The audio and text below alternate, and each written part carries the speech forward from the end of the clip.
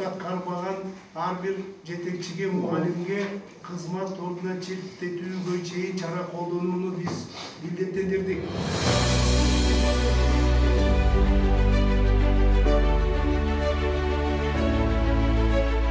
Салтанаттуу иш-чараларды өткөрүүгө мыйзамсыз түрдө акча жана башка чогултууларды жыйноого, ошондой эле бүтүрүүчүлөрдүн жана ата-энелердин катышуусу менен оюн-зоок, көңүл ачуу жайларында, кафе ресторандарында жана табиятта иш-чараларды уюштурууга, бүтүрүүчүлөр автоунаалар менен шаарда жүрүш жасоого, салтанаттуу кечелерде салюттарды же башка жаракат алып келүүчү каражаттарды колдонууга катуу тыюу салуу көзөмөлдөө Ош шаардык билим берүү жана ички иштер министрлигине милдеттендирилсин.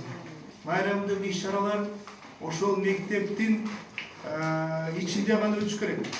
Буйрукту аткарбаган ар бир жетекчиге, мугалимге кызмат ордуна четтетүүгө чейин чара колдонууну биз милдеттендирдик.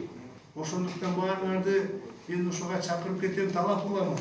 Буйрукта көрсөтүлгөн ар бир планды так аткарсаңар, алдын ала иштерди бүгүндөн баштап жүргүзүш керек. Эл арасында түшүндүрүп, директорлор тарабынан айтылбай калса, балким мугалимдер тарабынан айтылып бир буйрутмалар берип калышы мүмкүн. Класс жетекчилери тарабынан буйрутма берип калышы мүмкүн окуучуларга. Сейилдөө максатында чыгып баратканы эгер байкалып, ошол жерде кармалган болсо, ушул маселе мен ачык айтып коеюн, но буйруктун негизинде кызмат ордун четтетүүгө маселе каралат.